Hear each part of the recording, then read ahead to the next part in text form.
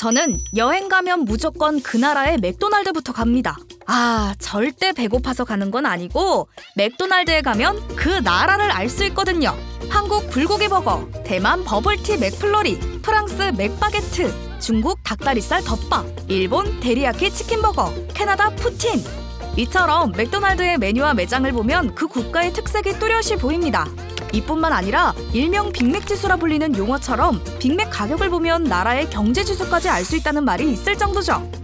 당신이 패스트푸드점으로 알고 있는 맥도날드는 단순한 햄버거 가게가 아닙니다. 전 세계 경제부터 문화까지 세밀하게 건드리고 있는 이 브랜드. 오늘은 맥도날드와 제대로 눈 맞아볼까요? 맥도날드가 햄버거보다 땅으로 더 많은 돈을 번다는 사실 알고 계셨나요? 맥도날드는 전 세계 100개국 이상, 4만 개 이상의 매장을 운영하지만 그중 대부분은 가맹점입니다. 일반적으로 본사는 가맹점에서 받는 로열티와 브랜드 사용료로 수익을 내죠. 본사가 직접 운영하는 곳은 극소수인데요. 그럼 맥도날드 본사는 어디서 돈을 벌까요? 바로 부동산 임대료입니다. 쉽게 말해 매장 부지를 직접 사들이거나 장기 임대한 후 가맹점주에게 다시 빌려주는 방식인데요. 햄버거보다는 건물주 역할에 더 집중하는 회사라는 겁니다. 이쯤 되면 궁금하실 텐데요. 아니, 얼마나 많이 버는데? 실제로 2022년 기준 맥도날드 본사의 매출 중 약 60% 이상이 임대료와 로열티에서 나왔어요. 가맹점에서 받는 수수료뿐만 아니라 직접 소유하거나 장기 임대한 매장을 다시 가맹점주에게 임대하면서 안정적인 부동산 수익을 창출하고 있죠. 이처럼 장사가 잘 되든 말든 본사는 계속해서 돈을 벌 수 있는 구조가 됩니다. 맥도날드는 부지 선정에도 진심입니다. 공항, 쇼핑몰, 도심 대로변, 관광지 같은 핵심 상권에 자리 잡고 있죠. 이런 자리에 땅값이 오르면 자연스럽게 임대료가 올라가서 본사 역시 이득을 봅니다. 여기서 끝이 아닙니다. 맥도날드는 부동산뿐만 아니라 세계에서 가장 많은 장난감을 판매한다는 사실 알고 계시나요? 비결은 바로 해피밀입니다. 맥도날드는 매년 15억 개 이상의 장난감을 판매합니다. 이 숫자는 웬만한 장난감 회사보다도 많은 수준이죠. 더 놀라운 건 화려한 협업 라인업입니다. 포켓몬스터, 에반게리온, 명탐정 코난, 스타워즈 등 어린이부터 어른들까지 열광하는 캐릭터들과 손잡고 꾸준히 한정판 장난감을 출시해왔습니다. 특히 한정판 제품들은 시간이 지나면서 컬렉터들 사이에서 고가에 거래되고 있는데요. 예를 들어 스타워즈 해피밀 장난감은 출시가 $2였지만 중고시장에서 $5,000 이상에 거래된 적이 있으며 90년대 맥도날드, 디즈니 한정판 장난감도 출시가의 몇십 배에 팔리기도 했습니다. 햄버거보다 땅으로 돈 벌고 장난감 회사보다 더 많은 장난감을 파는 맥도날드. 알고 보면 더 흥미롭지 않나요? 지금은 익숙한 M자 로고지만 처음부터 이런 모습이었던 건 아닙니다.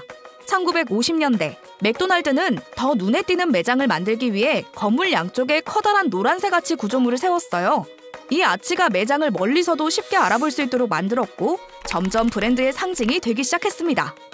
맥도날드가 이 황금색 아치를 로고로 발전시키면서 어디에서든 한눈에 알아볼 수 있는 브랜드가 되었죠.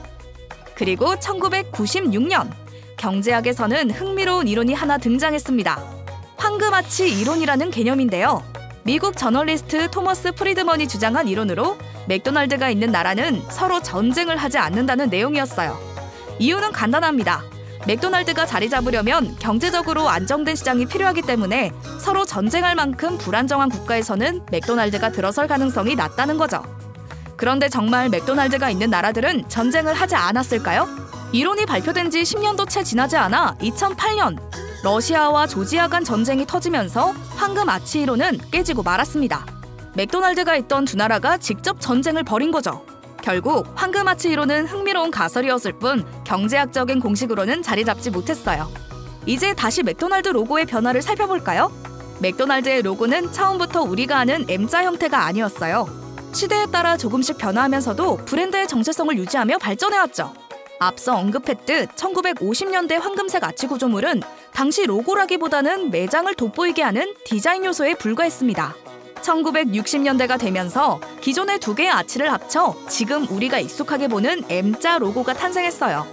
이전보다 더 심플한 형태로 정리되었고 브랜드 인지도를 높이기 위해 본격적으로 활용되기 시작했습니다. 1970에서 80년대에는 로고 디자인이 더욱 간결해졌어요. 불필요한 요소들을 없애고 M자 형태를 강조하는 방식으로 말이죠. 또한 붉은색 배경과 함께 사용되면서 맥도날드라는 브랜드를 더욱 강렬하게 각인시키는 역할을 했습니다. 이 시기부터 맥도날드는 단순한 패스트푸드 브랜드가 아니라 전 세계적으로 강력한 브랜드 이미지를 구축하기 시작했어요. 2000년대 이후 로고는 점점 더 미니멀한 형태로 변화! 군더더기 없이 심플한 느낌을 강조하면서 때로는 맥도날드라는 글자 없이 M자 로고만 단독으로 사용되기도 했어요. 맥도날드라는 브랜드가 워낙 유명해지다 보니 이제는 로고 하나만 봐도 누구나 알아볼 수 있을 정도가 된 거죠. 앞으로는 또 어떤 형태로 변할지 기대되지 않나요? M자 로고는 있지만 어딘가 낯선 이 매장들, 맥도날드 맞습니다.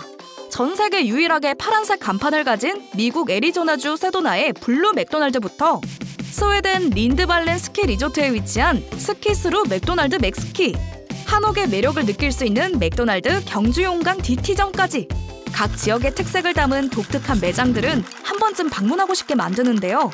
맥도날드가 이토록 현지화에 집중하는 이유는 바로 이것입니다.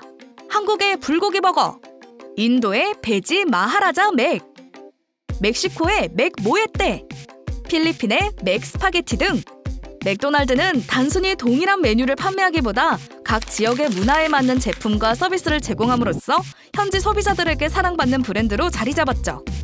전 세계인들이 공통으로 즐겨 먹는 메뉴도 있습니다. 바로 빅맥!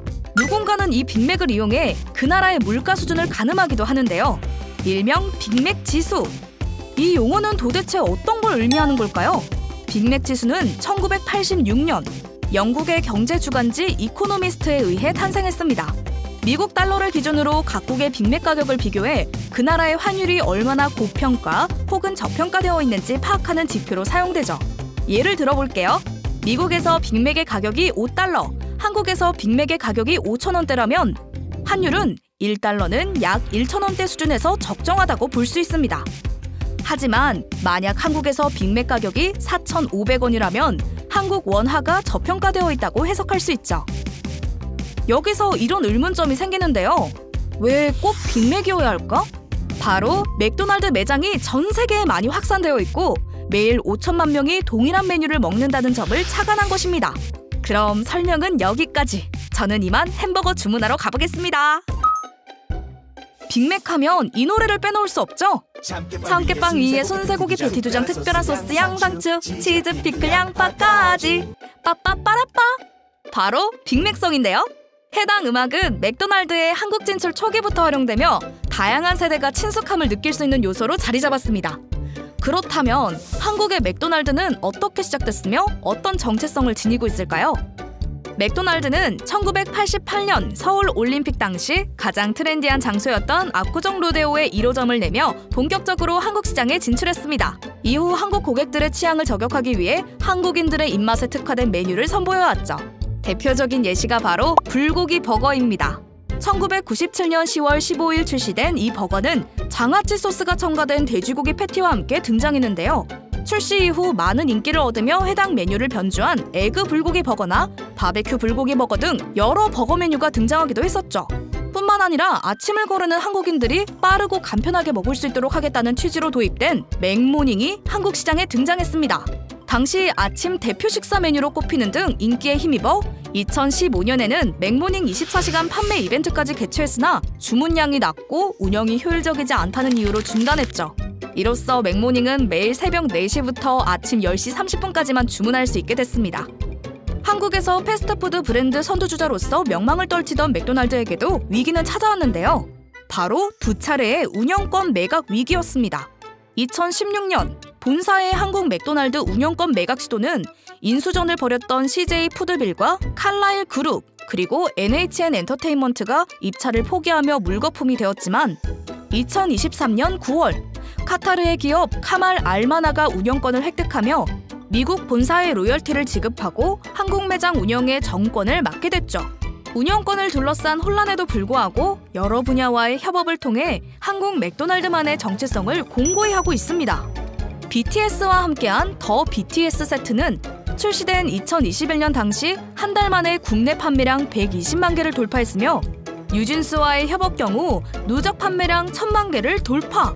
인기에 힘입어 한국 맥도날드 법인 최초로 글로벌 캠페인인 뉴진스 치킨 댄스 캠페인까지 진행했는데요. 두 협업 모두 중고 플랫폼에서 활발히 거래될 정도로 엄청난 인기를 끌며 마케팅 효과를 얻었습니다. 두 협업 이외에도 바오 패밀리와의 협업이나 지역사회와 상생한 한국의 맛 캠페인 등 맥도날드라는 브랜드와 한국 특유의 생활 방식과 문화 등이 융화되어 한국 맥도날드만의 새로운 정체성을 확립한 모습을 보여주고 있습니다. 맥도날드 글로벌 트위터 계정에는 모두의 이목을 끈 질문이 올라온 적이 있습니다. 당신이 받았던 최고의 해피밀은 무엇인가요? 많은 사람들은 너나 할 것 없이 아직까지 품고 있던 어린 시절의 해피밀을 꺼내들어 댓글로 추억했죠. 이처럼 맥도날드는 잊지 못할 어린 날의 향수이기도 합니다. 실제로 많은 성원에 힘입어 어른들을 위한 해피밀을 출시할 정도였으니까요. 여러분도 해피밀을 받고 행복했던 순간을 기억하나요? 맥도날드가 각자 어떤 의미로 남아있는지 댓글로 추억을 남겨주세요.